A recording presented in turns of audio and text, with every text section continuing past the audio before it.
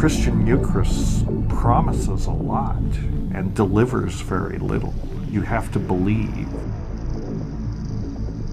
Faith is not necessary to experience what psychedelics have to teach. You don't have to believe. You can be as skeptical as you want.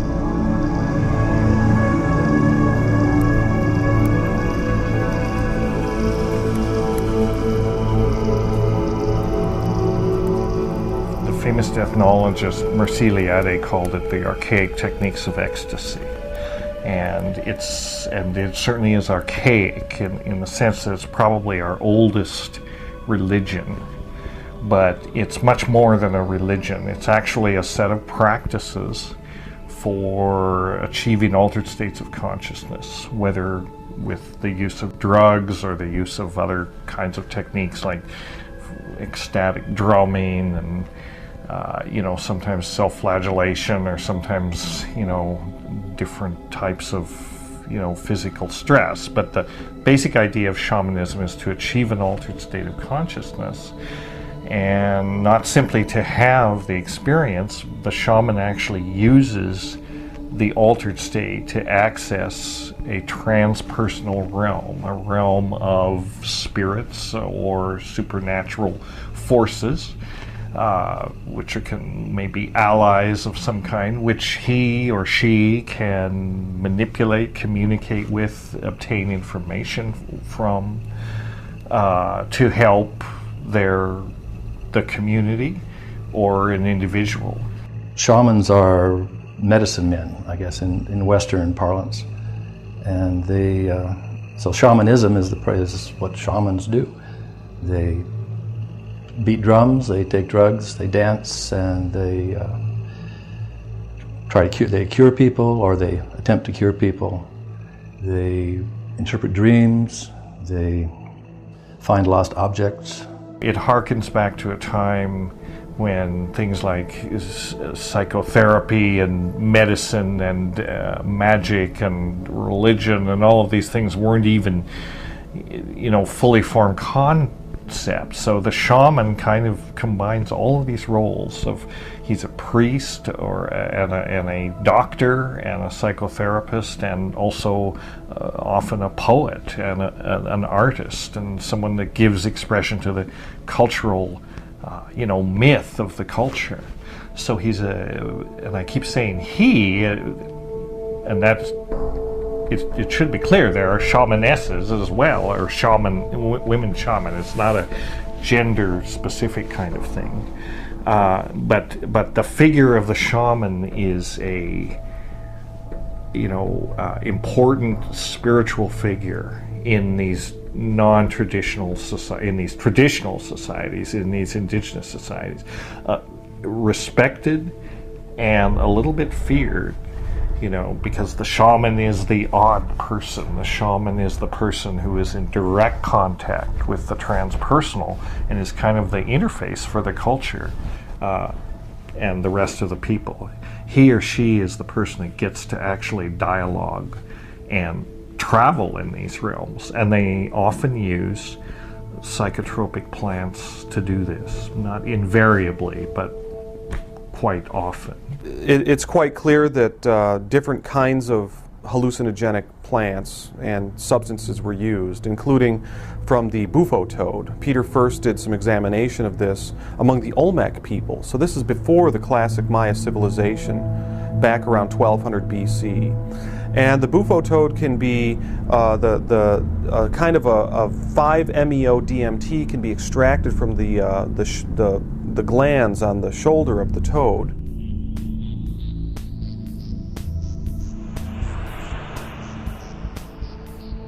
There's another compound out there called bufotenine, which was first discovered in frog skin, actually, and it's got some kind of psychoactivity. It's a little hard to really pin that down, but it's a naturally occurring, tryptamine as well, though. It's found in blood and brain and cerebrospinal fluid and urine, any body fluid in animals in which it's been looked for. So they were clearly using psilocybin mushrooms, They were clearly using the 5-MeO-DMT extracted from the bufo toad, and possibly a more close analog of DMT itself. I mean, there's some discussion around the difference between 5-MeO-DMT and regular DMT, but actually modern explorers with these substances have reported that there are qualitatively different experiences, but both can be pretty soul-shaking. So I think within this context, then, you had a whole array of other hallucinogenic plants being used, the morning glory. The Mazatec Indians today, when Gordon Wasson visited the Mazatec and Mixe regions of Oaxaca in the 1950s, it started this whole revolution in understanding the scope and the depth of the sacred plants that were being used. So you have Salvia divinorum, for example, is a plant that was used by the Mazatec Indians, and is still used today.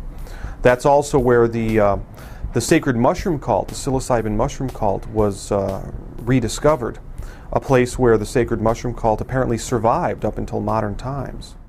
Part of the fear that society at large has of psychedelic drugs is that the only framework that we have to process these experiences through in Western culture is that of competitive drinking. Competitive drinking is sort of the standard that we use to measure what it's like to alter consciousness. And I think the shamanistic perspective or shamanistic worldview can give us a new perspective on how to process these experiences and show how valuable that they can be. The shamanic perspective essentially would say that drugs are not the ideal way to alter your consciousness, and you shouldn't alter your consciousness with any of these types of substances until you at least first master altering your consciousness through other means, such as the use of drums, dancing, paying attention to your dreams. There's all sorts of different ways of attaining altered states, through plants and drugs, through trance, meditation, hypnosis, drumming, starvation, fasting, exhaustive exercise, all kinds of things.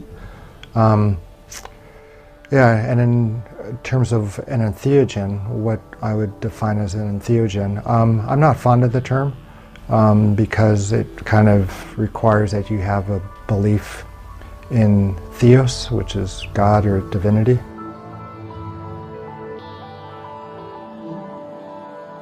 I think that the term psychedelic is just a bit more descriptive of what these drugs or plants, do or what they manifest. Psychedelic means mind manifesting. And one could argue that the phenomena one encounters on a psychedelic drug experience are either internally generated or are externally independent and freestanding. I think it still kind of dispenses with theological problems that are accompanied by calling a drug something that generates, divinity within, if you don't believe in divinity. It means God within, generating God within, and inside theos, God, and generate, so that which generates God inside a person. So, and it's a class of drugs formerly called psychedelic, but it's a way of sort of softening the bad press of the word psychedelic. And especially it's to separate it from sort of the party aspect of taking a drug and going crazy, and showing that these drugs have a spiritual side to them, if you can find it. A term that I prefer is shamanic plant or shamanic medicine, because it's a plant, a psychoactive plant, usually a psychedelic or a hallucinogen, that is used in one of these shamanic traditions, right? So it's appropriate to call it a shamanic medicine, although the very same plant and the very same substance could be not shamanic if you're not using it in a shamanic context. If you're using it recreationally or taking it in a rave or some other situation, it's not really a shamanic medicine anymore. It's still the same substance, but if you're talking about substances that are used specifically sort of in this shamanic context, then I like shamanic medicine. I have problems with the term entheogen, although I know that it's gotten, more popular.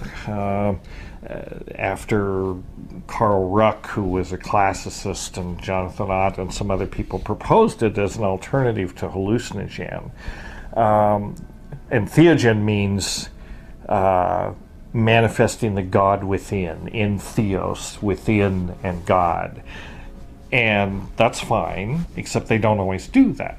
I don't like the word because I'm a Buddhist and I don't believe in gods, So, it's to me it's something which helps you to reach your full potential. You don't need to introduce the idea of God. I like the term because I have turned very mystical, since taking LSD. And so my outlook is more skewed in that direction. I think that what Groff said was that it was a non-specific amplifier of your mental states. The psychedelic or hallucinogen or fantastica, the psychotomimetic, all of these qualities that have been ascribed to the same class of sacraments that we now refer to as entheogens. I think it's closer for me to the ultimate purpose for which these substances can be used. The capacity for the human being to experience infinite love and total self-forgiveness.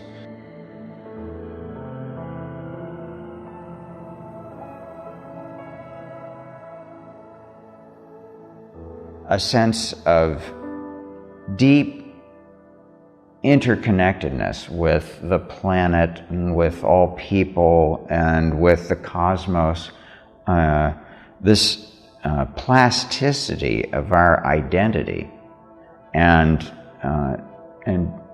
helping us to see into realms that perhaps are both ancient because they're the archetypal divine imagination, and they're ever fresh, because it is transcendental presence that is the creator, the artist, the cosmic artist, Entheogen. It means connecting with God. I've been searching for God all my life. I was a practicing Catholic for many, many years, and you would think that psychedelics, being mind manifesting, would show you the God you've been worshiping. The closest I ever got to God was that, hey Nick, you're God. You're an aspect of divinity that's looking out at this, a little spy for God, and so enjoy it. I said, well, that's a twist. I've been looking for a God outside me, and here I learned that I'm one of God's apostles in a way. What a surprise! So that's what I learned from psychedelics. That at least that's a hypothesis. So pay attention. Was the message. Pay attention, Nick. You're collecting data for God. Look with God's eyes upon the world. So the term hallucinogen is inaccurate. The term psychotomimetic is inaccurate. The term entheogen is, it all depends on circumstances. My personal preference is I like psychedelic because even though the term carries all this cultural baggage, and everything's psychedelic, that's kind of something left over from the 60s. But in the strict sense, psychedelic means mind manifesting. And I like the term because it leaves it open. I mean, these substances certainly manifest the mind in some aspect, and we don't have we don't have any argument with that. But how they manifest it, depends on set and setting. And like these other terms, sort of are more specifically related to set and setting. And they also show how difficult it is to really linguistically kind of put this in a box, characterize what they do. Sometimes they're mystical, sometimes they're induce psychosis, sometimes they don't do much of anything at all, but they always manifest the mind in some way. So I like psychedelic if it could just be divorced from all the connotations that it's come to have in our culture.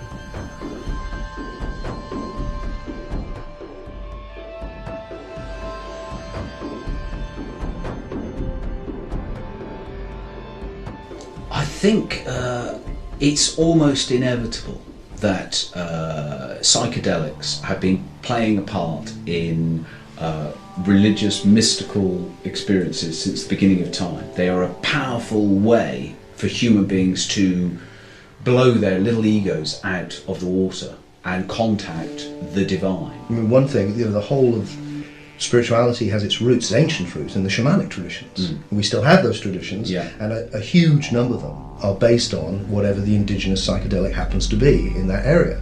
Because what could be more natural than you pick up a mushroom or something like that, you ingest it, and my God, you're having visions. You're seeing life in a new way. You're seeing through the appearances. You have a greater understanding, or at least the confines of your common sense understanding is exploded. And it's transformational. They elicit a whole spectrum of psychological effects. Probably the ones that people find most interesting as far as alterations of consciousness. They have profound perceptual effects, emotional effects, cognitive effects. They have effects on your sense of self and on your relationship to your body and to your will. So they kind of cut across the entire spectrum of human consciousness. It's rare that people rush to repeat it, over and over again regularly. It's not that you have a craving to take the drug. You have a curiosity about the experience, and you often have to overcome your reluctance to take the drug in order to have that. You see this with ayahuasca very strongly. If you drink lots of ayahuasca, you actually develop a physiological aversion syndrome. And this is well known where with other substances where it tastes so bad and you get sick and all that, and you actually, really don't want to consume it, but you do, and somehow you always get it down, and you're always glad you did, because you overcome the aversion and you learn so much from it, but it's definitely not addicting. Quite the opposite. I think it is possible for people to have an abusive relationship with a psychedelic drug, although compared to the other drugs of abuse, that's certainly a lot less common. For example, the kinds of relationships that most people have with heroin or alcohol or tobacco, those kinds of drugs. Psychedelics, as a rule anyway, tend to be taken sparingly, once a week, once a month, once a year, as opposed to daily. And in fact, in the case of most of the classical psychedelic drugs, like LSD, psilocybin, DMT, if you take them regularly, you quickly develop tolerance, and you stop responding, especially strongly after the second or third day that you take a psychedelic drug. That's not quite the case with DMT, but the debilitating effects of DMT, tend to limit its repetitive habitual use as well. No, there's no evidence that entheogens are addictive. I mean, ayahuasca or mushrooms or peyote are definitely, or iboga, are definitely not addictive substances. I mean, you can take them and not take them again for years. I mean, they can be a little bit psychologically addictive, like any experience. If somebody really loves it, they may want to go back and have the experience again and again. But generally, you really don't find abusive patterns with people who make use of these substances. Look in your own pharmacopoeia, you know, look at the drugs that you're taking and note their side effects. And how many people a year have died from inhaling marijuana? Goose egg.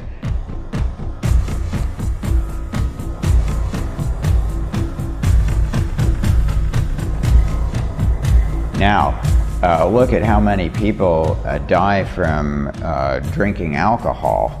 You know, you've got hundreds and thousands of people. You've got the people who are completely distraught over the alcohol addiction and things like this. It's countless billions of dollars and millions of lives. Or, you know, think of the people that get creamed when the drunk driver, you know, hurts someone.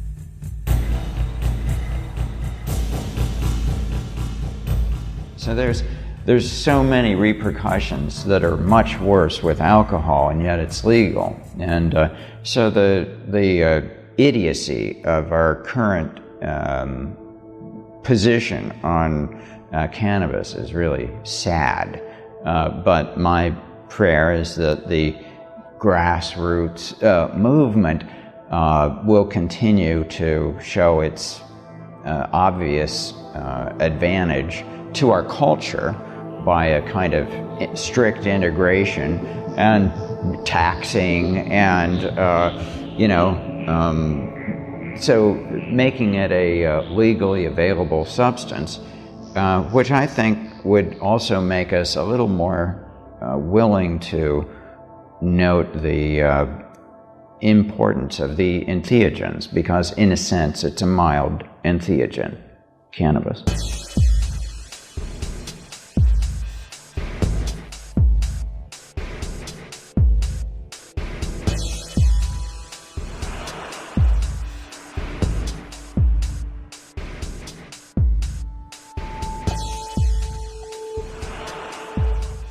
At the same time, we've conflated them with other substances like heroin and speed and cocaine, which are more addictive, more artificial, where we've taken, in the case of heroin and cocaine, we took naturally occurring plant substances, but then we did a chemical process to them to kind of amp up the active component and separate it. So I have a friend, Morgan, who's an herbalist, and he makes a distinction between, the whole plant medicine approach that indigenous people were mostly, using, and our kind of attitude of just isolating the agent that causes a certain reaction and then amplifying that effect so that it leads to addictive patterns. A culture is what it eats, and an individual's personality is often largely a reflection of their diet. There has not been a human culture that did not bear upon it the stamp of its relationship to certain plants which altered the individual and mass psyche. We can think of numerous examples, the influence, for instance, of sugar on the growth of 19th century mercantilism, or the way in which the British manipulated opium policy in the Far East, or, as you mentioned, alcohol, which has always been the drug of choice in Western culture. Who can imagine modern industrial office culture without coffee? These are major drug dependencies that have placed their stamp on the lives of millions and millions of people. It's simply that we choose to linguistically define it in such a way that the effect is not something most people are cognizant of. It's funny that all of these things are lumped under one label, drugs. I come from a sort of a peasant family. Both my parents were farmers and were just immigrants, basically. And when my mother found out that I was in California, that I took drugs, it broke her heart. And there was no way that I could explain to her what it was I was doing, because that word drug just had such an impact on her mind that it was about the worst thing her firstborn son could ever do. And it was, it was one of the saddest things in my life that I could not explain to Mom what it was I was doing. Mom was a very religious person. She went to Catholic church every day, and I could not find a way to tell her that I was doing the same thing that she was doing. And I still, would not know how to tell Mom, what the difference was between her going to church and me taking entheogens, searching for God through chemicals.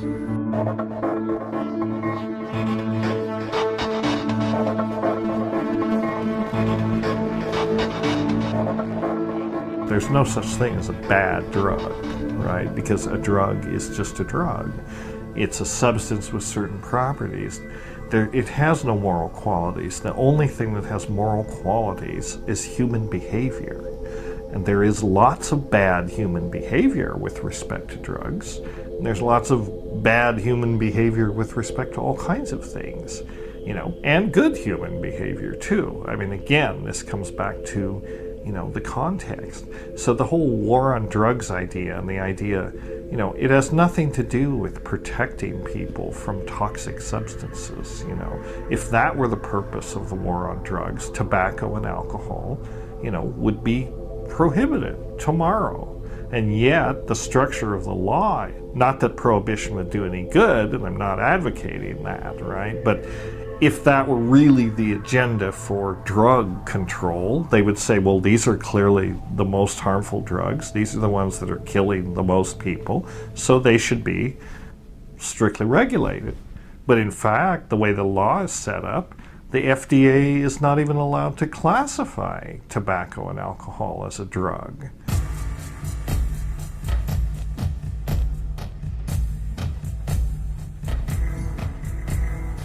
There are these science fiction cliches like, there is some knowledge man should not know. So probably there are probably horrible things like huge devils or that places where you shouldn't go. Viruses that would kill all life on Earth, or huge things that make the atomic bomb. These terrible things.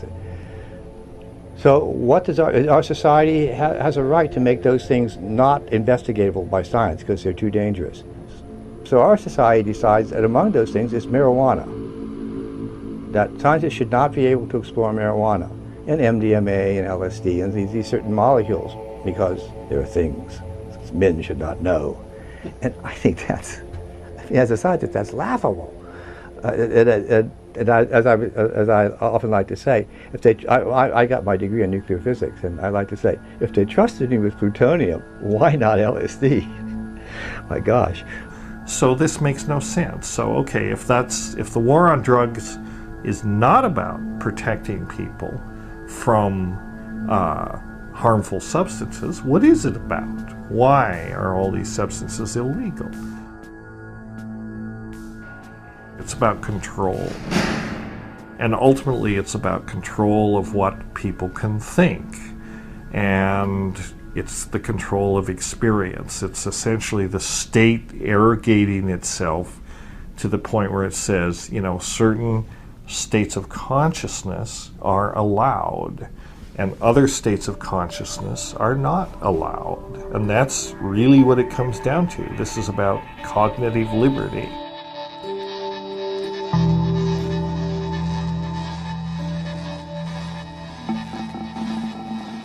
There are these, plants that have these molecules that humans may have used for thousands of years that produce visions and so on, and they're often considered to be healing. In our cultures, we've demonized some of these substances and made them illegal, which I would consider to be unfortunate. It's the state saying, don't go there, because if you take this entheogen or you take this psychedelic, you're going to have funny ideas. And funny ideas are very dangerous, especially if they don't fit in with, what we're saying should be, kind of the accepted cultural zeitgeist. So that's the danger of psychedelics, is they actually cause people to question the cultural paradigms and say, well, you know, maybe this is not consistent with, you know, maybe the revelations of psychedelics are not consistent with what Hollywood and Wall Street and the government and Main Street and, you know, religions and all these institutions are dishing out. So the war on drugs is really a war on consciousness and who's allowed to think what. More importantly, I personally don't believe that anybody has the right to tell you what to do with your own body or what thoughts that you can think. That if you do not have the freedom to decide what happens to your own body and your own mind, then you really don't have freedom at its most basic, essential level.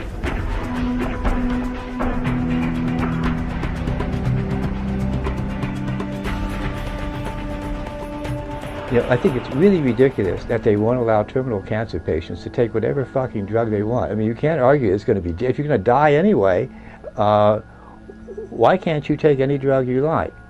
And the extension of that is, once you pass a certain age, I don't know quite what that age should be, you should be able to do anything you fucking want to your body without being prosecuted. So scientists and old people should have free access to any drugs they want. I think I qualify in both counts. So, but you know, our society is, I don't even think that's enlightened. I think that's common sense.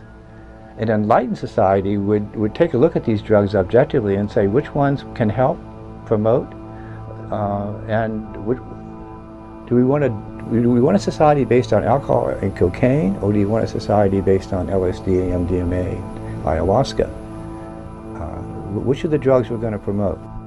And our society's picked, for some reason, the absolute worst drugs to make as its standards.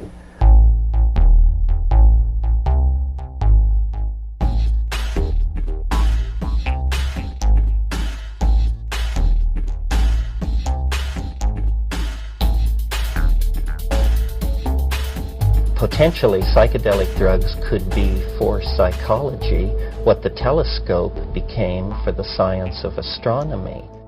In the right set and setting, with the right kind of psychotherapy support or religious support or whatever the context of the support is, and most importantly, what the person's intention is when they take it. If they're an addict or an alcoholic, they can take ayahuasca, they can take peyote, they can take these substances, and it will definitely help them to get over that. And in the case of something like ibogaine, it's even more specific. I mean, there's other things going on with ibogaine that might interrupt the addiction syndrome on the physical level. For many people, actually, who were alcoholics and things like that, many have been cured by their use of psychedelics. So in some ways, it's the opposite of addiction. Entheogens actually are almost the opposite of an addicting drug, in that sometimes a person will only take an entheogen once and have a very powerful experience and actually be freed from some other addictions or habits that he or she might have. And in fact, in some ibogaine research, an African drug called ibogaine, people are being taken off of heroin and alcohol with some good success where other methods have failed.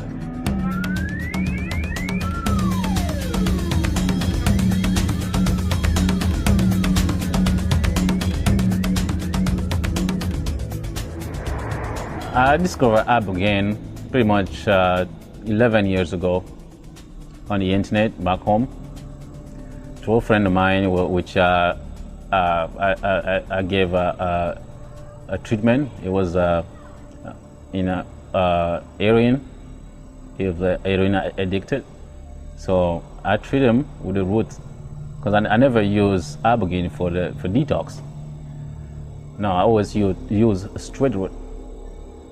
So when he went back to his country, that's how he learned about ibogaine, and he sent me an email. I'm like, whoa, oh, that's very interesting. So ibogaine is an extraction from iboga. So you take the root itself, you do the extraction, and it became the first like a total alkaloid. Ibogaine is very effective at treating certain kinds of addiction, opiates, methamphetamines, cocaine, and alcohol. Ibogaine has 5 different therapies that we basically became aware in their use. One is an initiatory aspect, which is the psychospiritual, where you get into the deepening dreaming aspects, but you have no active addiction in the body. The second is for physical healing, things like herpes, asthma, lung problems, blocked energies in the system, scar tissue. Then there's also a mental treatment for disabilities around depression, post-traumatic stress disorder, traumas, sexual abuse. Then there's a reset therapy that we do with alcohol, cocaine, and methamphetamine. We separate that because those substances need to be out of the body for 24 to 72 hours prior to treatment. And then there's opiate. And in opiate detox, we can begin 12 hours after last administering of an opiate, and within 45 minutes it will completely control any symptoms of withdrawals. I even do the healing for, let's say, for women who doesn't have, wanting to have kids, and let's say they try in hospital, you know, and the doctor there say, you know, you can't have kids anymore. But the woman is normal. It's like nothing's missing in the tummy. Why she can't have kids? I do the healing of that iboga.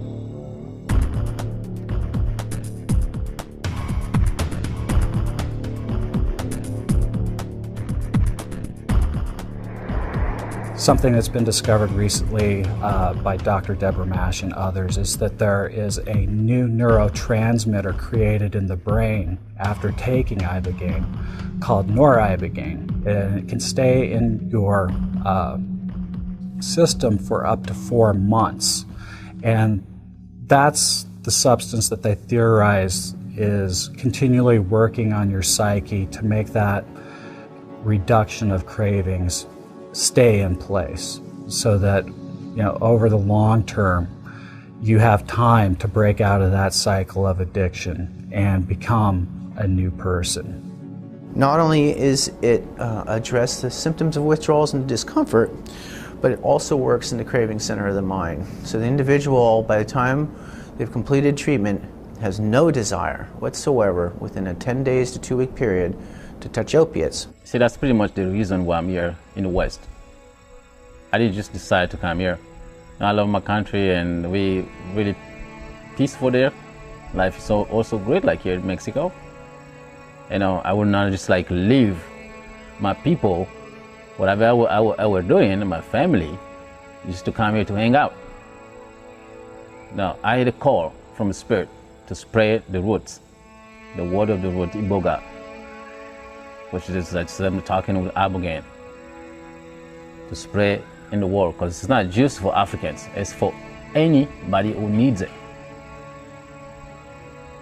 If it was just up to me, I would just like, okay, let's go from city to city, clean up the streets, clean up the houses. You know, we're gonna find those guys with, you know, with drug addict. We're gonna find them and heal them all. Because that's the only way. That iboga and ibogaine is a last call for anybody who really wants to get help. You don't have to spend like thousands and thousands of dollars or spend months in a clinic rehab and go back tomorrow and using the drugs. No, it takes just a couple of days to get healed, and I'm ready to do that, to help anybody who wants to take it. Just one decision, that's it, that's all it takes. But the thing is, I've also known many people who take a lot of psychedelics and they're heroin addicts, they're alcoholics, it hasn't helped them a bit. So, you know, honesty behooves me to say that. This is not a miracle cure for addiction. All these things can do is like open up an opportunity for the person to examine their lives and resolve to change, if that's what they want to do. But it won't compel them to change. You know, it's not going to force anybody off drugs.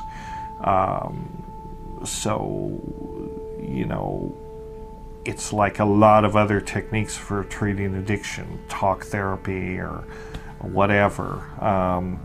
They work in some people and not in other people. Since it's illegal in the United States, the only options that an addict has is to go out of the country or to do it illegally in the United States. And there are some people in the United States who are treating addicts illegally. You know, they're breaking the law by healing these people.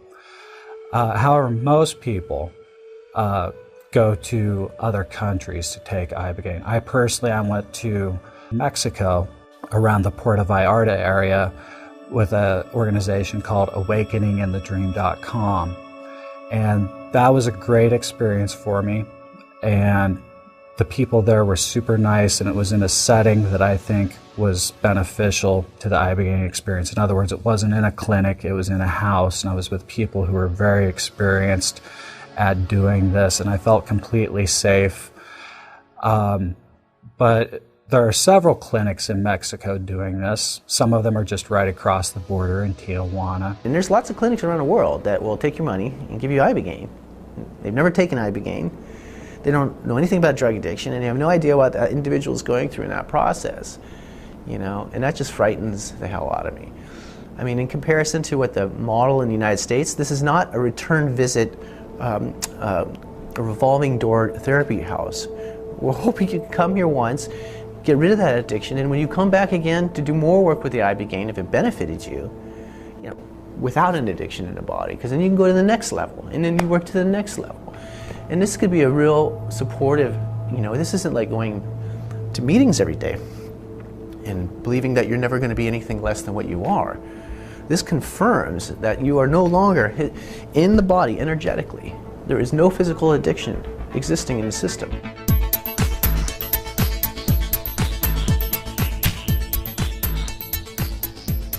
It enables them to release from the addictive need, actually. They found themselves after their trips without the desire for junk. And they were all shocked, you know, like, oh my God, this is a, you know, because they were like waiting for the other shoe to drop, but then they actually felt like, wow, I am not hooked, you know. So there was something immediately engaging about it. On the other hand, it was also very psychologically challenging to begin with. And, you know, it took one into a very deep inner world.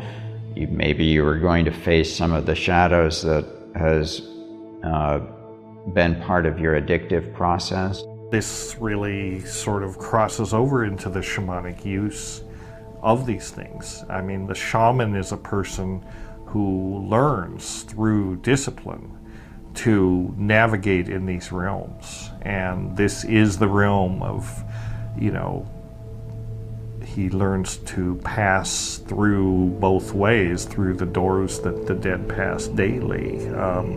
I think that high doses of psychedelics or something like DMT is very close, probably. I mean, I've never had a near-death experience. I hope never to have one until I'm actually dying, you know. But people who have had them say that they're very similar to high doses of DMT.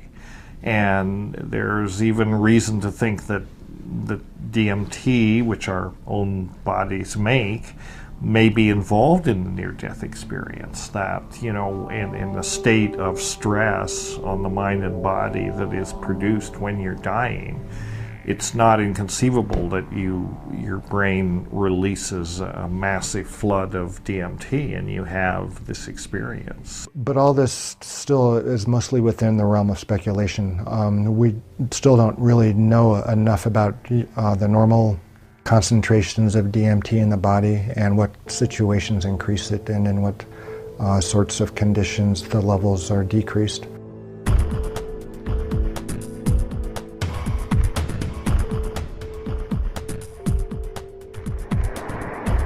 Where is DMT found in nature? Well, a better question would be where is it not found in nature? I mean, this is really interesting to me. The fact that DMT is so ubiquitous in nature, and it is from the chemical standpoint, structurally, it's the simplest of the psychedelics. It's a very, very simple compound. And in terms of biochemistry, it's only 2 steps away from tryptophan. Tryptophan is an amino acid. It's one of the essential amino acids. So it is universal. All living things have tryptophan. Now, not all living things have DMT, probably, but the enzymes that convert tryptophan to DMT, there are 2 main enzymes in this process, are also universal. I mean, I don't know how chemical we want to get here, but the basic idea is there's an enzyme that takes off the acid group of the amino acid, so it turns it from an amino acid into an amine. And then there's another enzyme that puts methyl groups onto the amines. So first you get tryptophan, and then you get tryptamine, and then you get dimethyltryptamine, which is what DMT is. And this goes on, I think, very commonly. Well, these enzymes are certainly common. I mean, they're common in all cells practically. Do all organisms contain DMT? I think it's possible that all organisms might contain traces of DMT. There are many plants that contain DMT. We know of at least a couple hundred, and that's only because we've looked. You know, there are probably thousands of plants. In fact, my suspicion is that because tryptophan is so easily converted to DMT, I think if you went out with a sufficiently sensitive instrument, mass spectrometer or whatever, and just started sampling plants at random and shoving those through your gas chromatograph or whatever you're using, you would find traces of DMT in every plant. And you would also find it, we know it's very widespread in animals too. So we know it's in amphibians, we know it's in mammals, including us. We know it's in marine organisms, we know it's in fish. So it's odd that, well, maybe it's not odd. It's just a fact of nature that it's all over the place. And probably is about as close to being universal as anything is. It's also related to serotonin. Serotonin is a neurotransmitter which occurs in all life and is most concentrated in the higher primates and most concentrated there in man. It is 5-hydroxytryptamine, while DMT is, as you mentioned, N,N-dimethyltryptamine. So there is a very close structural affinity between this extremely potent and exotic hallucinogen and the very common basis for ordinary consciousness, serotonin. DMT and 5-methoxy-DMT and even beta-carbolines, which are the other component of the ayahuasca combination, do occur in the human brain, and they occur in other places in the human body, in the adrenal glands, for instance, probably in the gut, but they definitely occur in the human brain, especially in the pineal gland.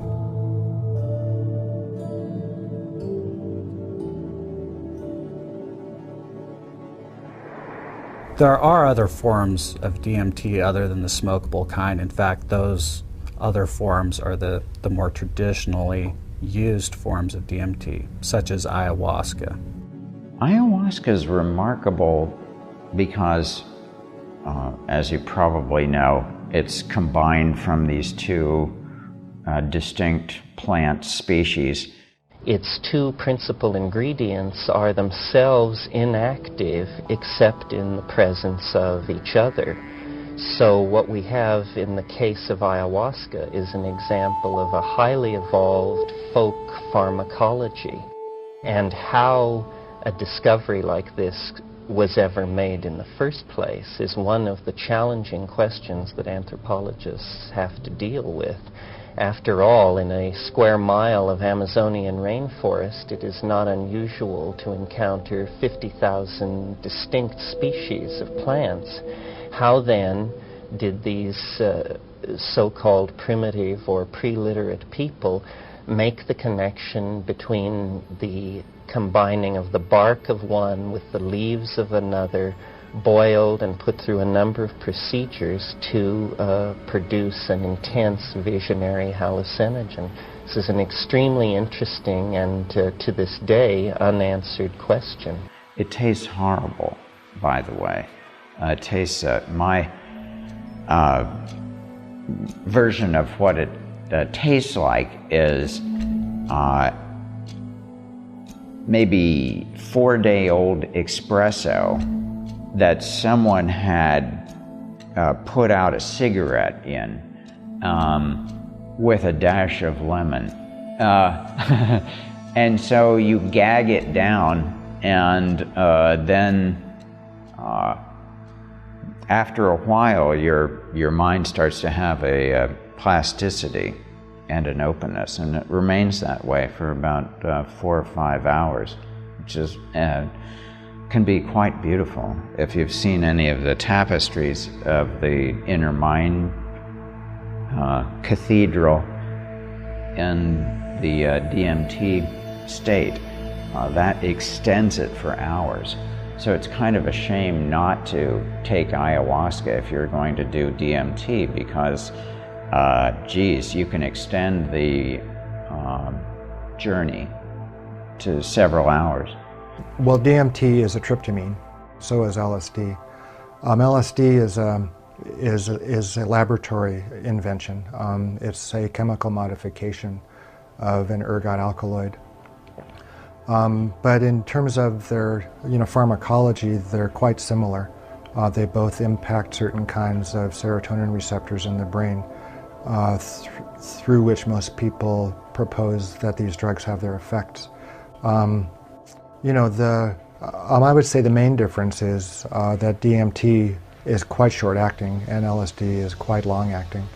But in terms of on the spectrum of effects, they're quite comparable in terms of the perceptual and emotional and the cognitive responses to consuming the drug or the compound. Also, DMT is a compound that is found in all kinds of animals and plants, and LSD isn't a natural product. It isn't found in the animal kingdom or the plant kingdom. In ayahuasca, the effects of DMT begin a lot slower, probably within a half hour, maybe an hour, and they peak in around 2 to 3 hours, and they're usually resolved between around 6 hours or so. So even though it's a slower effect, the quality of the response is the same. LSD was always a bit of a commitment, because you've got at least 8 hours that you're committed to this altered state. And so you have to arrange your life wisely to support that. And this is just a little more manageable, I think, in some ways. It's also very clean and very clear. And you don't feel any body load afterward. You feel uplifted, you feel like vitalized, you feel like you need less sleep, and you feel that you've addressed yourself on a deep level. A lot of deep issues came up for me. Yeah, well, I mean, I've had experiences with ayahuasca and ibogaine. They've been very profound and important experiences in my life, and they've helped me, I feel, to grow on many levels. I mean, I've written about them extensively in my books, Breaking Open the Head, and 2012, The Return of Quetzalcoatl. I feel like they gave me insights into my personal psychology, visions about better paths to take. They kind of acted as kind of antidepressants that lifted my spirits up and made me see these other layers or possibilities of reality. So they've been very important experiences for me.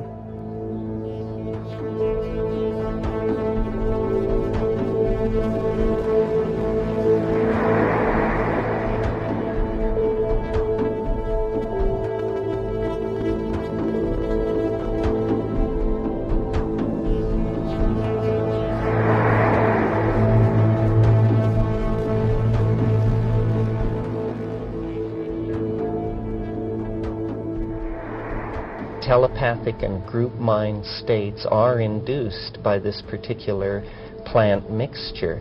And it's particularly interesting in the light of the fact that the chemical constituents which make it go are in fact found endogenously in the human brain. These are not exotic compounds from the point of view of ordinary human brain chemistry. So there is a suggestion there that manipulation of neurohumoral compounds, brain neurotransmitters, and that sort of thing may in fact open the door to untapped areas of human potential. One of the games my brother liked to play with the mushrooms was, you know, in this dialogue situation, he was always saying, tell me something I can't possibly know, right? And that will validate that it's not me, you know, that this is coming from. I don't know that he ever succeeded in getting it. It's very cagey, you know, they're very tricky that way. It's, you know, but occasionally they do seem to tell people things that they can't possibly know, or that they've never thought about in quite that way. Now it's come out, for example, that you know, Crick's insight into the structure of DNA was assisted by LSD, you know, and he reluctantly but finally admitted that that was a big influence. And many computer scientists, you know, Steve Jobs has said LSD's been very useful for his creativity. Kary Mullis, the Nobel Prize winner who figured out the PCR chain reaction, has been quite upfront about it.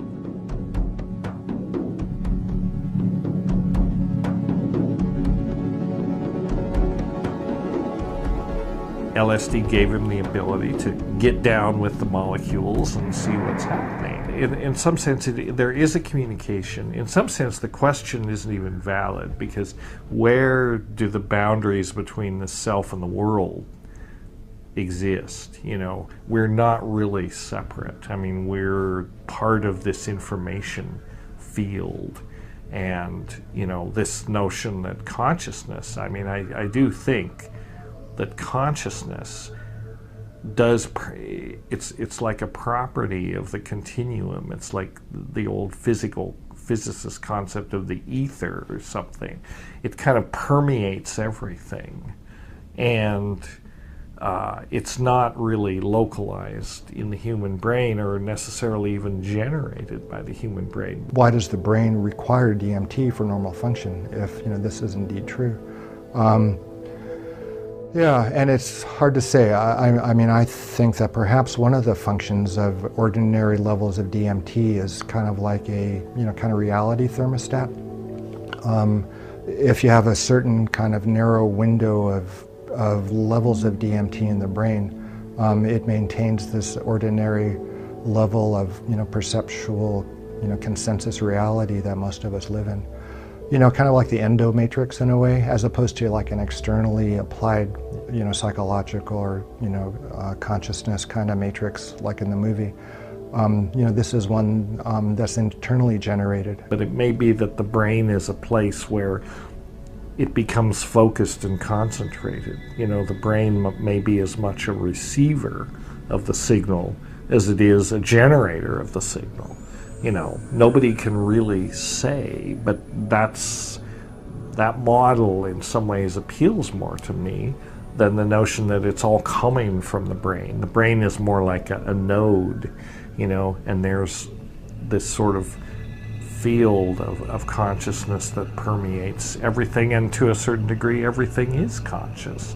I think of the shaman as entering into this net of being in the higher worlds, in the heaven worlds, and that's why I've personified the net of being, this painting behind us, as this continuum of heads interlocking infinitely in all directions, because that points to being as a continuum, as a network, in a sense, to an infinite realm. And this is a part of the deep fabric of our being, I think, because We sense ourselves as souls related to many. There is this everyday world, but you can be in a place where there is no you and still perceive the world. That scared me. Losing my ego was the scariest thing I ever, and I still don't like it. A profound state which may be reached by use of these entheogens, psychedelics, hallucinogens, whatever you're going to call them, which is known as ego loss or ego death. Unfortunately, subsequent to the coinage of this term, ego has come to be used in a completely other sense. It has been used in the sense of pride, and that is not what ego death is about.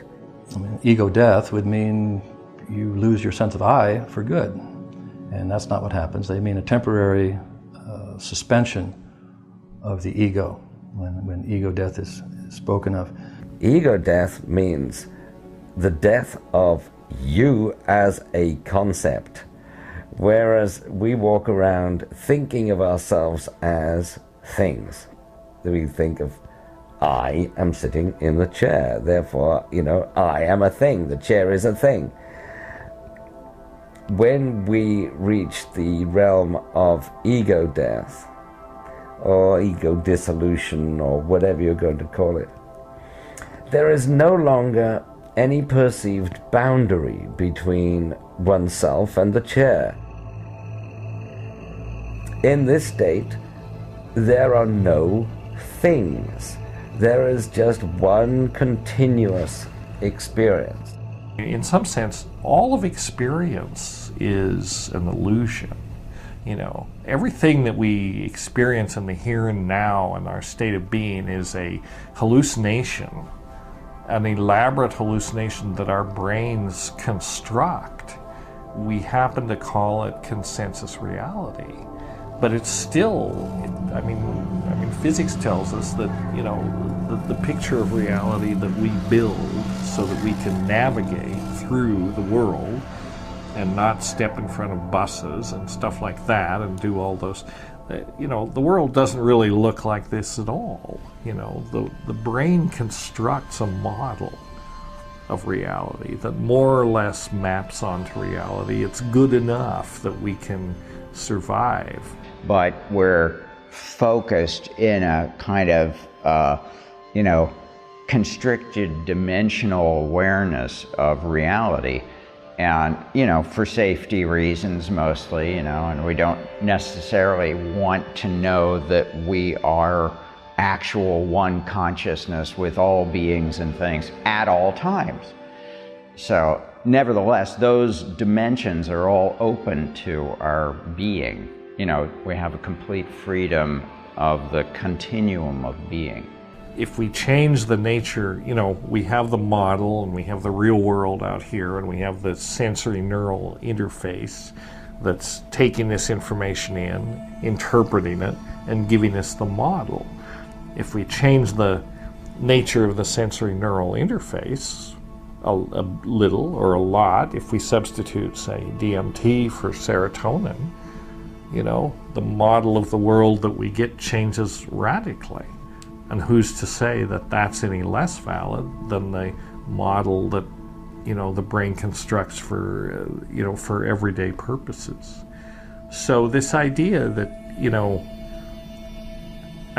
it's all illusion, it's all hallucination. That's what experience is, That's why, in some ways, I sometimes get a little impatient with people that say, well, a drug experience cannot possibly have any spiritual validity. Well, I'm here to tell you that all experience is a drug experience. We're all on drugs all the time, largely because we're made of drugs, and that's what drives us. Experience is sort of the what issues out of this biochemical process of, all these neurotransmitters and hormones moving around our brain.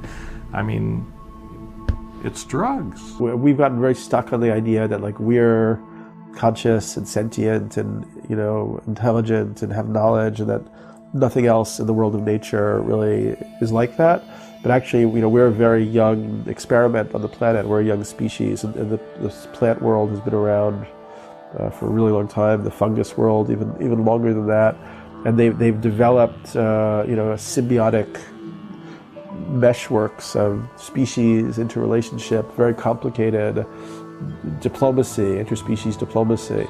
And it may be that certain plants have been kind of anointed or given the role to be the diplomats and the teachers who work with the human species to help us to see if we can evolve to be less destructive before we sort of just lose our shit and top off the biosphere.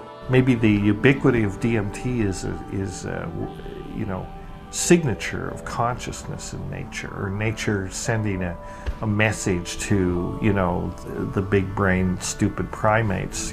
Wake up, look around. It's everywhere. Mind is everywhere. I think that their message is wake up, dummy, before you kill us all here, on one hand. And the other hand, they're saying wake up to your own divinity, wake up to your higher capacities. So they're talking to us every day, which is true. But no, we're not listening, because it's like when you get up in the morning, you go straight to work, you work after your day, you get off, you go home, or you stop at the restaurant, eat a good meal, and you go home. That's it. You go to sleep. The next day, you do the same thing. So, to answer your question, herbs are spirits talking to us every day. Just be ready and to know what is it, what it's trying to tell me. I mean, you have these experiences, and you seem to have a communication. Right, and very often they present themselves as an intelligence, something outside yourself, and you're communicating with it. You're having a dialogue or some feeling of, an other that you're interacting with. Whether it is a illusion or not, it's hard to. It's really hard to know.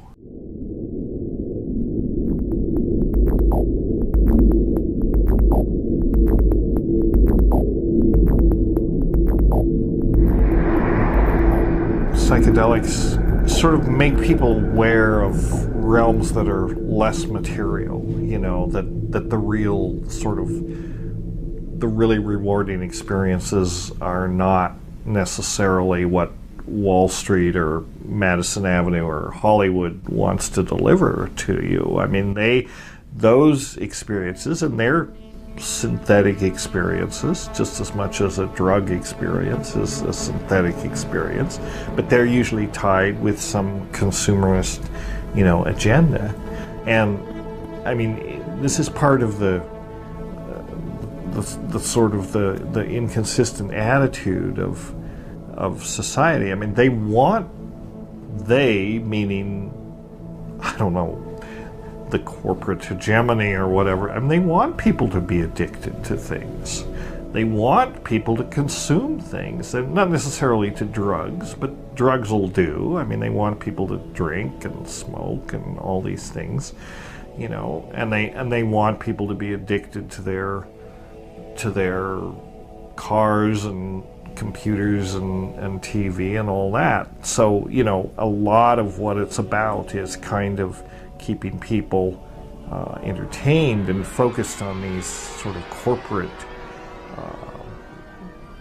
massaged, corporately created versions of reality.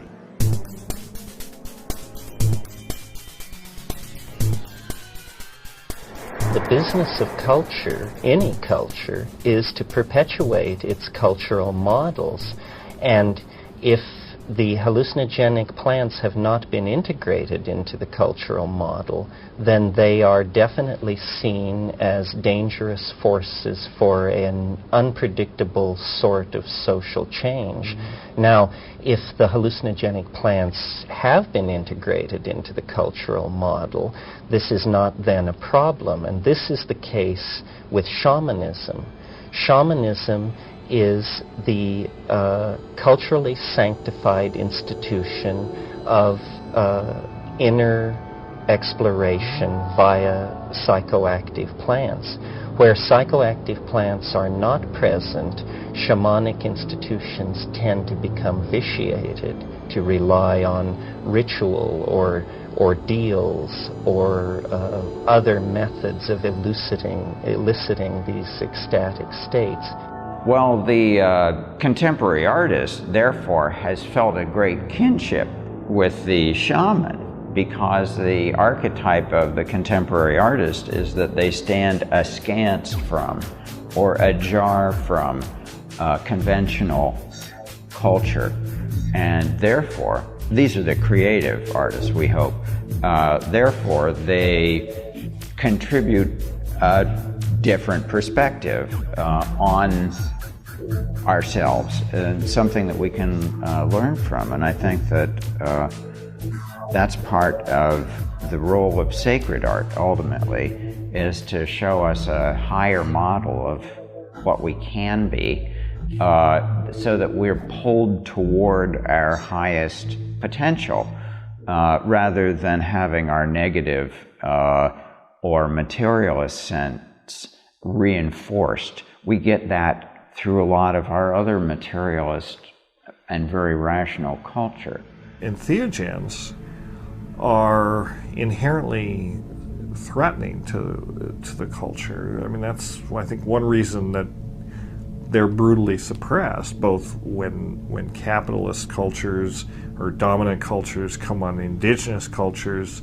You know, they're usually bringing another religion, an outside religion, Christianity or whatever, usually incompatible with the indigenous practices. So that's the first thing to go, and the first thing to be attacked, and along with that goes the knowledge of these plants. The church was concerned that the magic of the witches be seen as real, number one, and number two, entirely caused by the agency of the devil himself. And so the church downplayed the operational role that plants had in inducing these states, because, after all, if the devil cannot lead you astray without the use of plants, why, what kind of devil is it?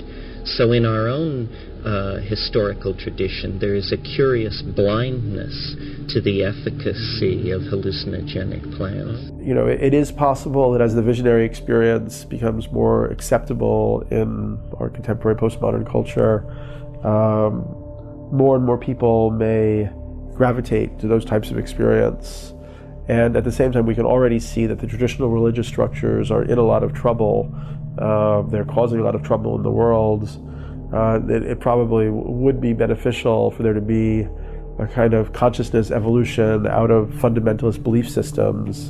And you know, I think that the shamanic experience might be helpful in that evolutionary process. As institutions, what they have in common is they discourage individual thought, and they discourage critical thinking, and they discourage questioning.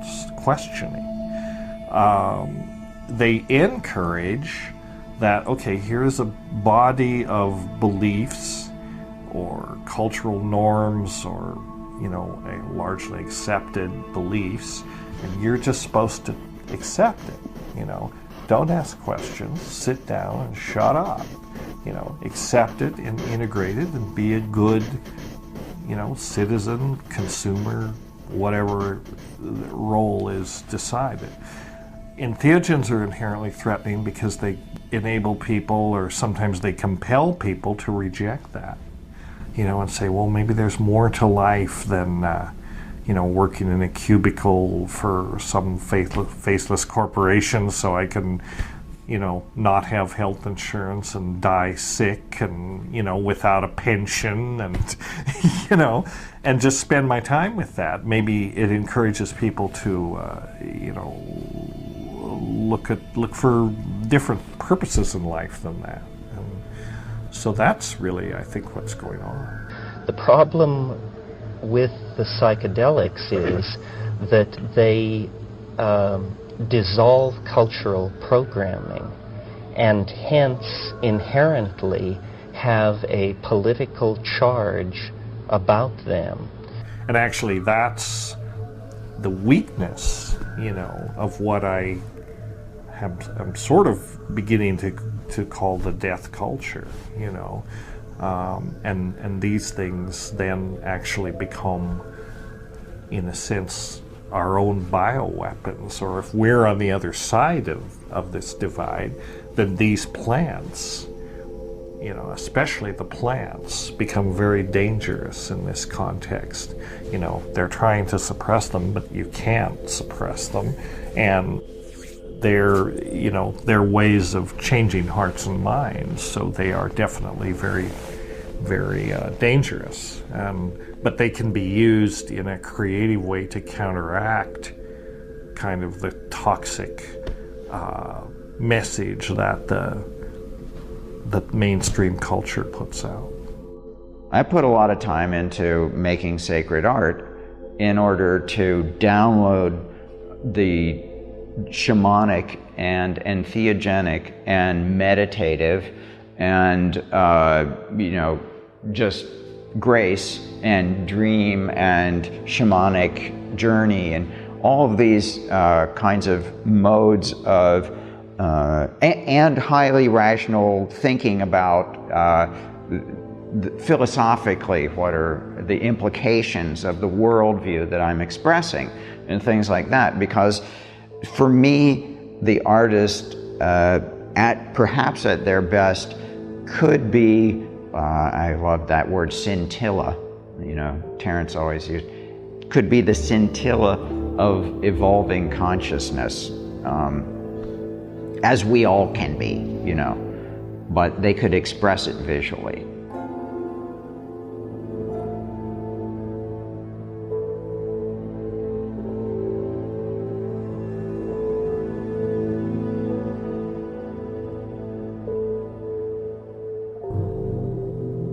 And in fact, there are images that appear to be of the Flyagaric mushroom in some early Christian art.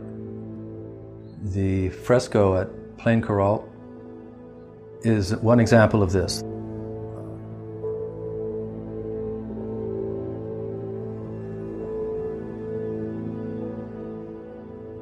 And it appears to be Adam and Eve standing next to this big Flyagaric mushroom that has sprouts coming off of it. It's not depicted in exactly the way a Flyagaric grows, but the stalk is there in the cap of the mushroom, and it has white flecks on top. It looks very much like an Amanita muscaria mushroom. Now, this has been debated by art scholars, saying that no, this is just the style that was used, a figurative style to paint, a way to paint trees. Why, though? You have to ask, would you start painting trees that look like mushrooms? Unless perhaps you were trying to get across another message in that painting. In the ceiling of the Hildesheim Cathedral in Germany, painted I think in 1100, this era, there's a striking image similar, very similar to the Plain Coral fresco of Adam and Eve, again standing not next to a tree like Amanita, but standing in front of what looks like a Flyagaric cap behind them, tilted on, so it's facing the viewer. So it's round like this, and Adam and Eve are standing in front of it. Not only is it perfectly round like an Amanita cap, not only does it have white spot, these are actually silver spots spread out over like the veil remnants, white veil remnants on an Amanita cap, but these are actually metallic hemispheres, silver metallic hemispheres that are attached to the painting. So they're actually raised bumps, just like you'll find on the cap of a mushroom. The veil remnants are white flecks that can even be removed.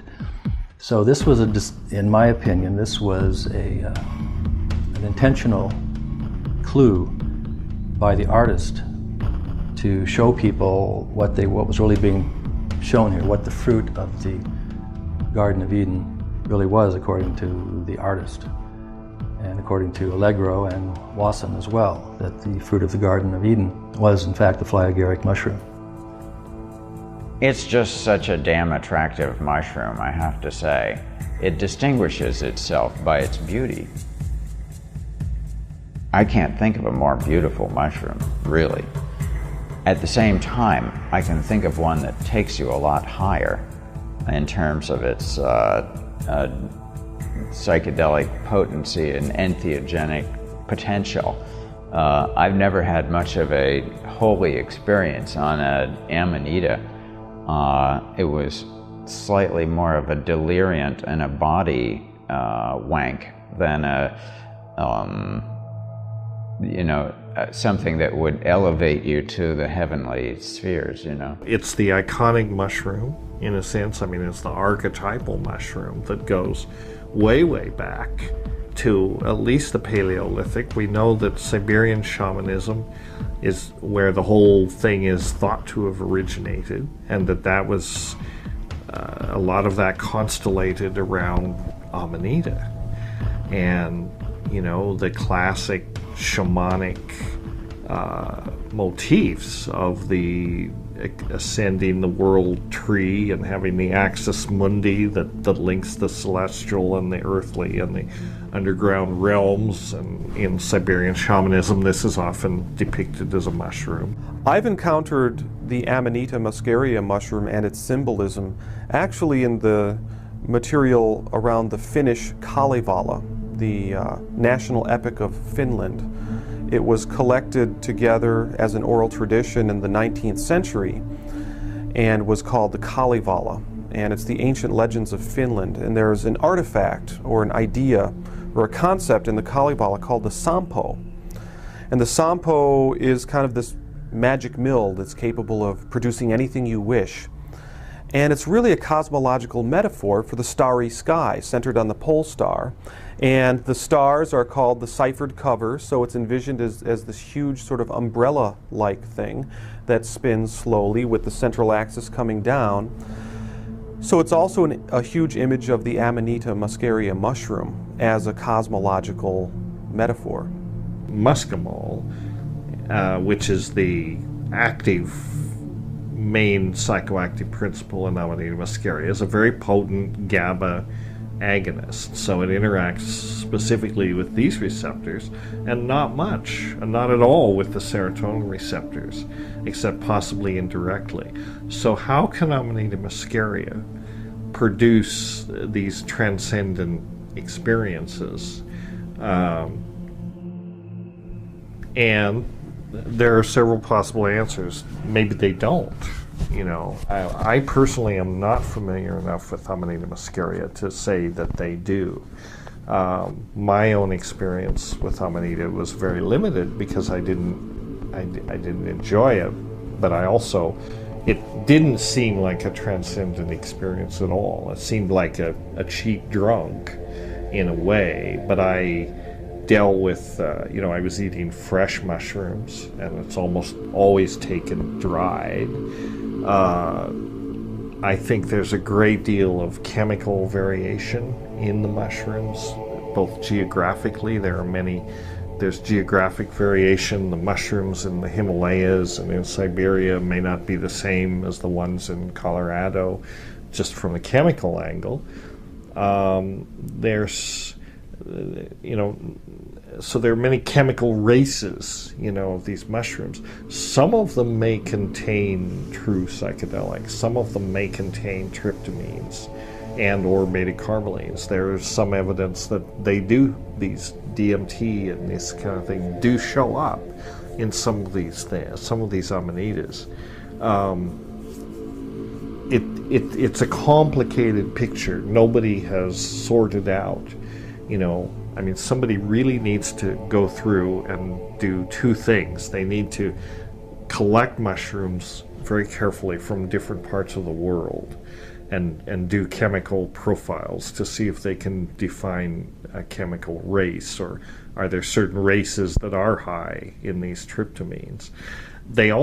Someone also needs to look at the way that they're prepared, because I think I've talked with people, and you have too probably, who insist that they are really very psychedelic, but you have to dry them a certain way, and they have to be dried over a fire, they have to be, and the fresh mushrooms don't get it, The Flyagaric mushroom, unlike, say, psilocybe species, a psilocybin mushroom, where you can pretty much rely on, you can go by weight. If you can take the mushroom, a certain amount will give you pretty much a certain experience, level of experience. With the Flyagaric, you have no such guarantee. You can have a mushroom as big as a dinner plate that will give you virtually no experience at all, or you can have one much smaller that can knock your socks off, metaphorically speaking. It's because the mushroom contains both muscimol, which is the active ingredient, and a substance called ibotenic acid, which is far, far less active, but much more toxic. Once it reaches your liver, the liver starts dismantling it, and the first thing it does is a decarboxylation process which turns it into muscimol, and then it excretes it. So you can actually, depending on the amount of ibotenic acid in the initial sample, you can actually excrete more of the active principle, muscimol, than you ate. And so if you were to pass on your urine to somebody else, he'd get higher than you did. Purely because, and of course you'll pass on some ibotenic acid too, which he will metabolize into muscimol. And so in Siberia, this is passed from person to person, not rather than being recycled. And they get 5 or 6 people high on the same mushroom. This is very important. This may be the secret of Amanita, because it seems to me, from what you were saying, that it's not simply that it goes through. There's a filtering, and there's a detoxification process. So the first collection after you eat it has probably got a lot of things cleaned out of it that might make for an uncomfortable trip. It may also, this is pure speculation, but it's possible that some of the downstream effects of taking these GABA agonists, which is what the Amanita, it might induce the production of endogenous tryptamines, DMT plus beta-carbolines, so that the person who ate that urine or drank that urine after this process might be getting a lot of things that is not in the mushrooms, but it's actually secondary metabolites that are produced by the eating of the mushrooms. So you get the mushrooms, you eat the mushrooms, and you get all these feedback loops happening, and you get possibly things excreted in the urine, possibly these tryptamines and beta-carbolines. I don't know that this is possible, but it's completely reasonable to speculate. There is actually a Tibetan text which is a retelling of the Hindu myth of how Amrita was first made by churning the ocean. But in the Tibetan version, the bodhisattva who's supposed to be looking after the Amrita doesn't look after it very well, and this demon comes along and steals it. And he doesn't just drink it all, he drinks it and replaces it with his own urine. And then the Buddhas decide that the bodhisattva Vajrapani, who was looking after it, should drink the urine. And he does. And he becomes dark blue, surrounded by flames and ornamented with snakes.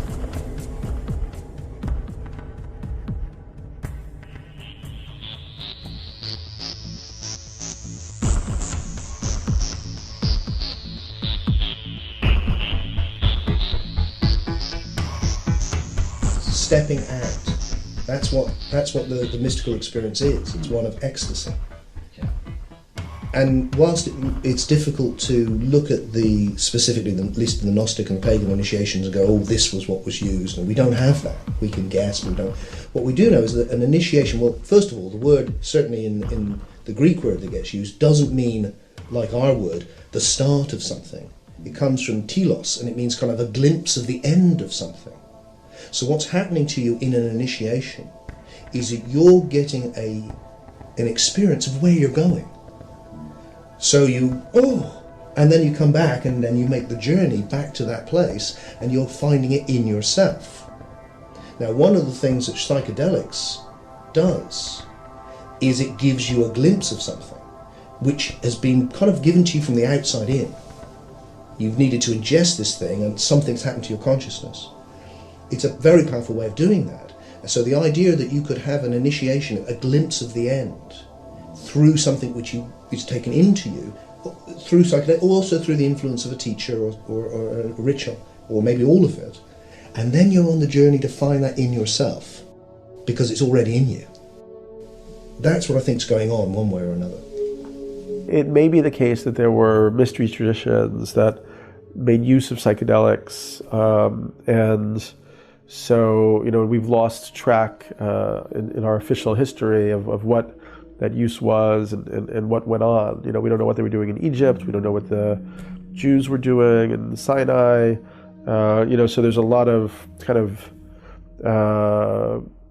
alternative archaeology and anthropology, which sort of tries to work through these possibilities. And it may be that early Christianity had aspects of a mushroom cult, that may have appeared in these artworks, which definitely are, some of them really are very suggestive of mushrooms.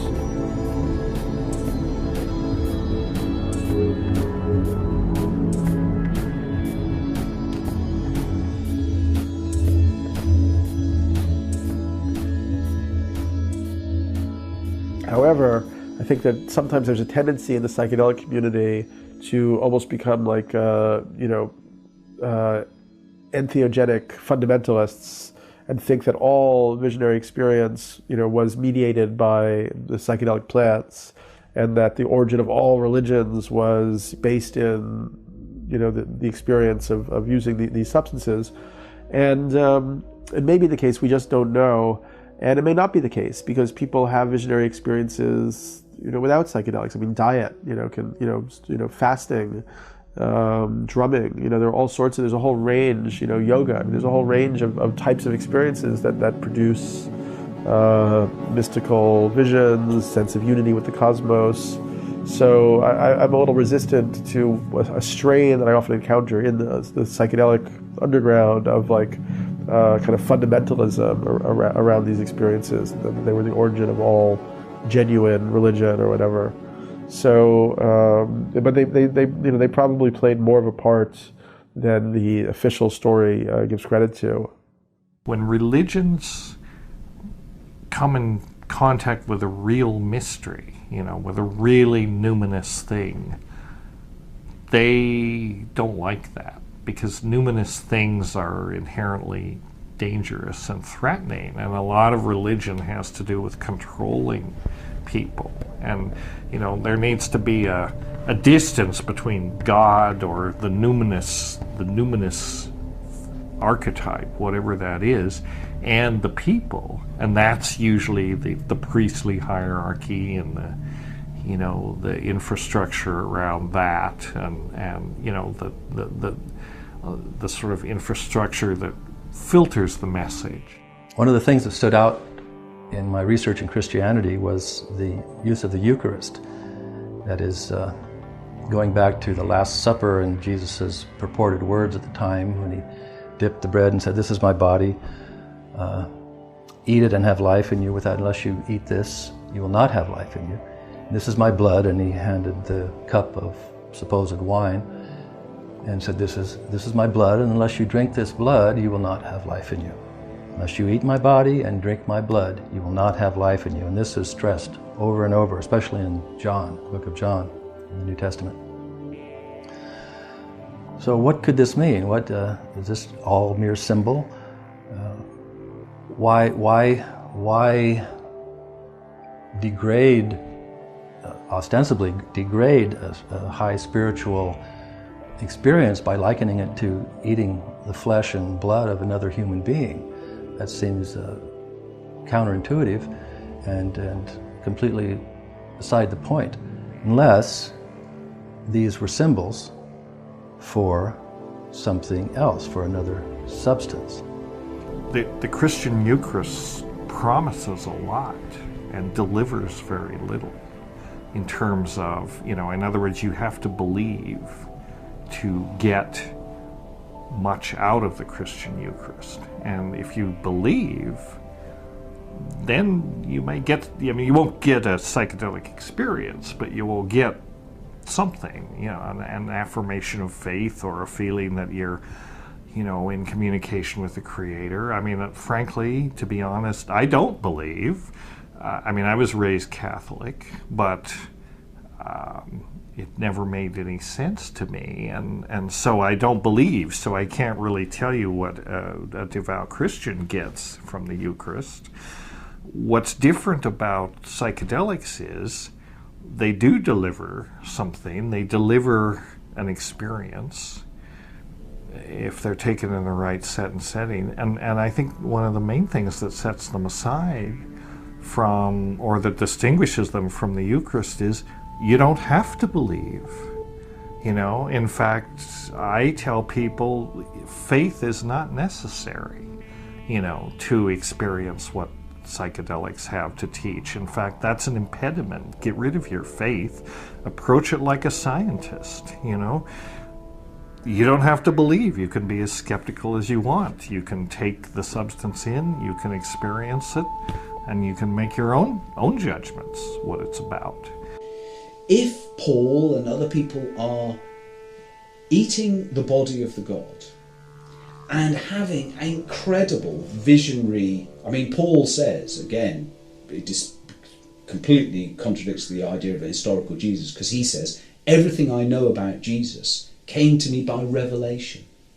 Where's this coming from? What is the source of his experiences? I wouldn't be at all surprised. A chap called John Allegro many years ago wrote a book, The Sacred Mushroom and the Cross, which was about precisely this.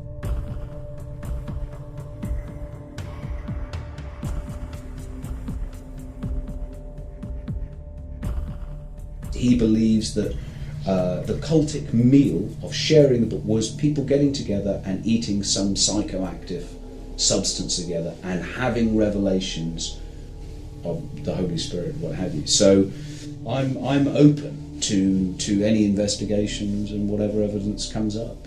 I think it's, through personal experience myself, one of the most powerful ways to, Aldous Huxley himself, when in is it Heaven and Hell? Doors of Perception. Doors of Perception. When he looks at the bamboo chair, I think it is, and he says, I suddenly, and this is a man who spent his entire life writing about the religious traditions of the world, the mystical traditions of the world, but he never actually had an experience.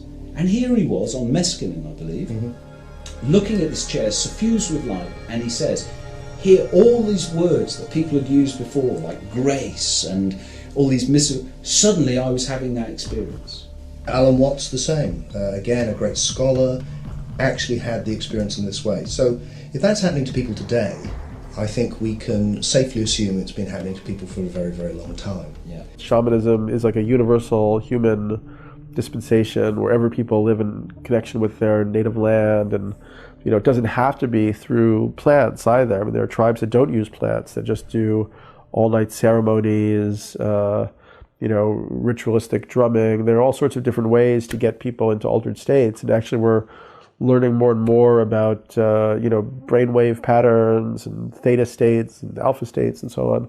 So and I think that as Andrew Weil talks about, the desire, the sort of almost the necessity for people to change their consciousness and experience other states of consciousness seems to be very basic to our human nature. And if people aren't given constructive and creative outlets for those types of experience, they'll choose destructive and negative ones, just because it's just almost natural that we would want to have different types of consciousness experience. anybody's experience, their subjective personal experience of the mystical, has to be considered valid in some respect. They may have a different terministic screen, a set of words that they use to describe these mystical experiences, and maybe sometimes we don't always agree with those because of the baggage that's associated with them.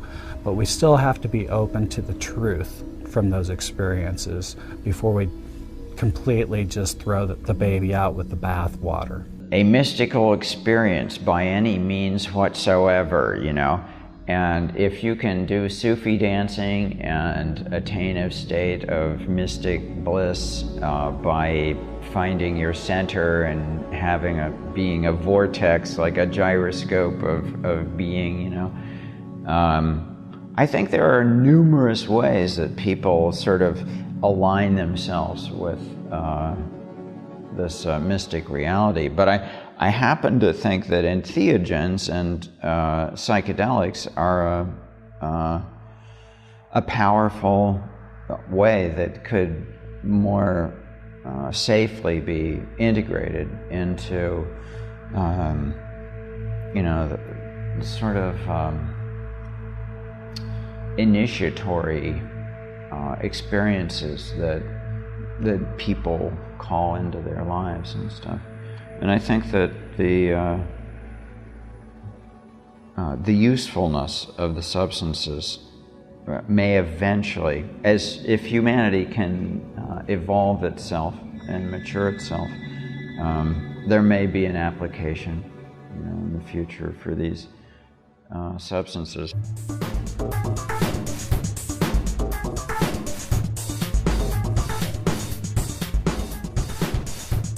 And it's that ability to take what works and leave behind. That's what the evolution of culture is. But you don't abandon the past, all the beautiful music and the buildings and the traditions. We just see it differently.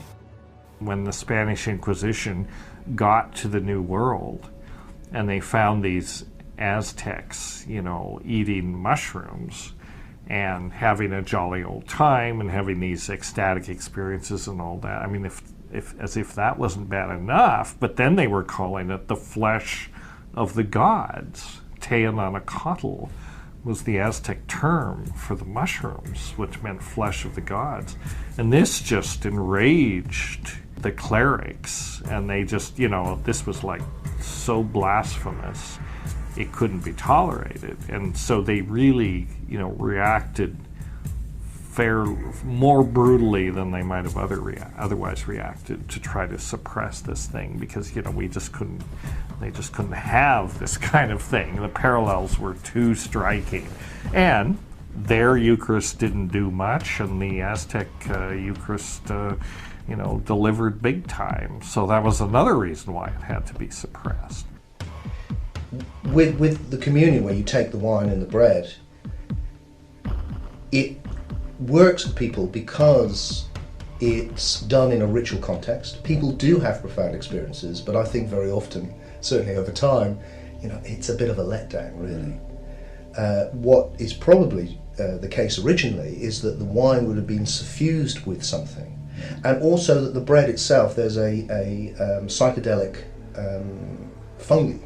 Well, that's where LSD is synthesized from ergot of rye. Yeah. And they believe that at certain points, when the bread was infected, and the medieval St. Vitus dance, for example, yeah, if the fungus has attacked the crop before it's turned into bread, the bread itself becomes psychedelic. And there were many eruptions in the Middle Ages, in particularly damp summers, when the ergot would flourish, when people would go kind of crazy. If Jesus, say, were a shaman or a hierophant, which in the Greek term is what he was, a revealer of the mysteries, and he had a mystery, he said, I have a mystery, and he reveals his mystery to whom he chooses. Well, so he acted like a shaman, and perhaps even a higher stage higher than a shaman, because shamans aren't necessarily spiritual, in my understanding, and often aren't. But Jesus's mission was intensely spiritual, and he wanted to take people to heaven. because he said, where I go, you will go also. The things I do, you will do also, and greater things even than I do. So, the fact that you could take this mushroom, this flesh and blood-like mushroom, and ascend to a heaven of light and love and bliss makes a very literal connection for me to Christianity and to this secret message that I think Jesus was handing out, not to the mass, not to the masses, but to the inner circle. And this is the problem with the ancient pagan mysteries in general. They were mysteries. Everybody who participated was sworn to secrecy. And what's incredible, the mysteries of Eleusis were celebrated for 1,000 years in the Greek world. Many people, Roman emperors, Cicero, Seneca, all the greats, were initiates. None of them broke their oath and told us what happened. But we know that initiates drank a drink before they began on the sacred way to Eleusis, which was a painful purgatorial process. They were beaten by people with rods. It was meant to be a visceral, physical experience, and I feel that it was certainly heightened by fasting. So whatever, if they did take anything, then we know that would have been intensified, because it always is when you fast beforehand.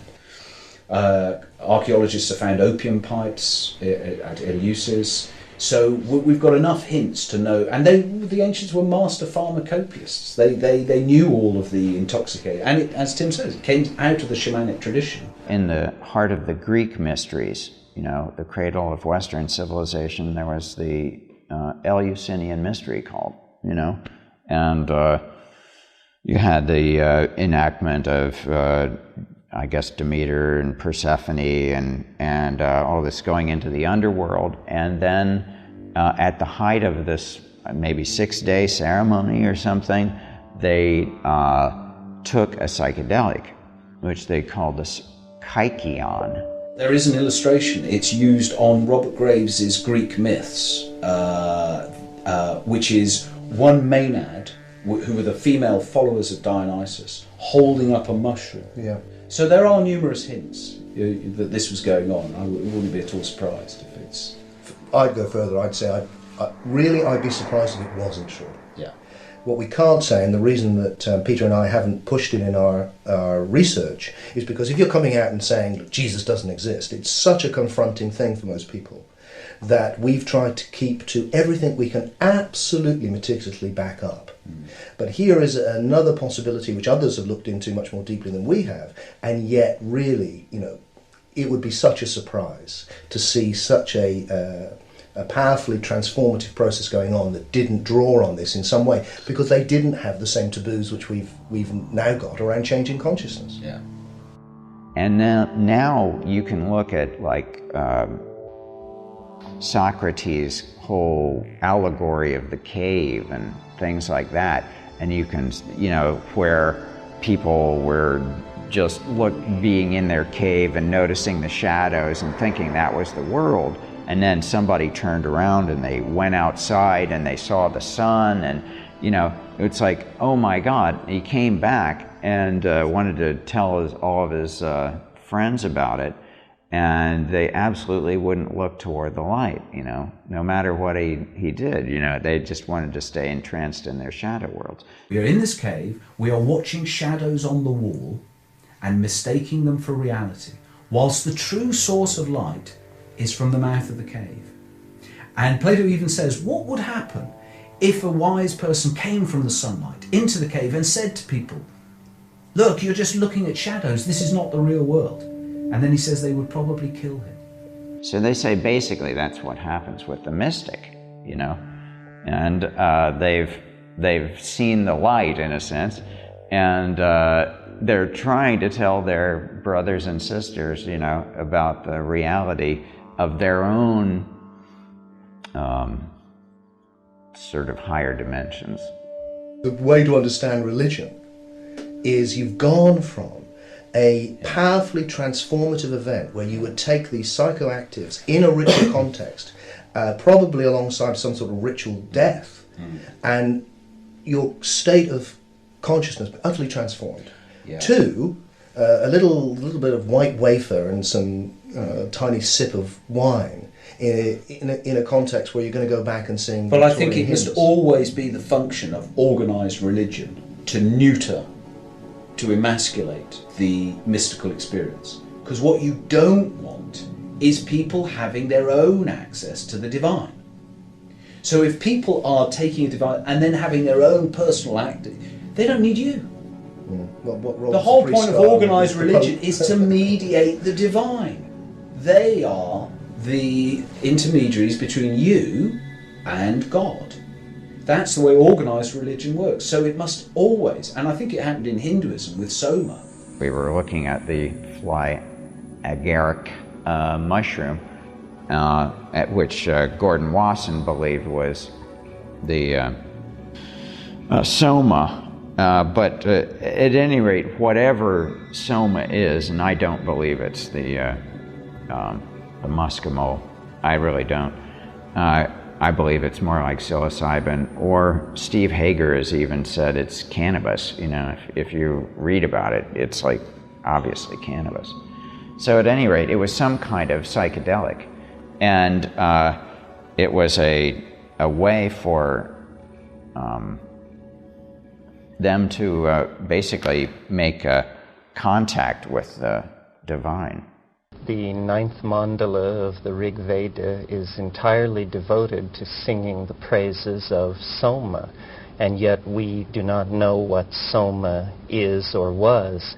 R. Gordon Wasson spent a considerable portion of his life researching this problem and reached the conclusion that Soma was Amanita muscaria, a mushroom that is symbiotic to pine and birch trees throughout much of the North Temperate Zone. However, scholars have cast doubt on his identification of Soma. It's quite possible that there were several different psychoactive plants used in sacramental forms in ancient India. In the most developed forms of Vajrayana Buddhism, the amrita that was used was called Panchamrita, which means the fivefold amrita. So there were 5 separate plants, I think. In the literature, in the scriptures, we're told of 5 different meats: horse, cow, dog, elephant, and man, the great meat. But I believe that these were different plants, and that when you had the fivefold elixir to drink, and you also ate in ritual context, ate a bite of each of the 5 meats, I think that was really drinking a concoction of 5 different plants and eating a little of the raw plant. And I believe that they were all different psychoactives. Some sort of plant substance was prepared and ingested by a priesthood who then used the ecstatic experience induced by that plant as the basis for all of their metaphysical and philosophical speculations on the nature of the universe. If you read the Rig Veda, all the Vedic hymns, out of 1,000, I think 990 are hymns to Soma. It is the blood of the gods, it's the vision of eternity, it's the white gleaming swan of eternity. It's like, but now in Hindu culture, Soma is just a milky drink. And I think the same process has gone on. People have realised if you want to actually control people, you have to shut down their access. And it's certainly what happened with Gnosticism. Gnosticism said, no, God is in you. Like Paul said, Christ is in you. That's fatal for organised religion, because then everybody can have their own personal relationship with Christ. Why do I need to go to church to experience Christ? I can do it on my own.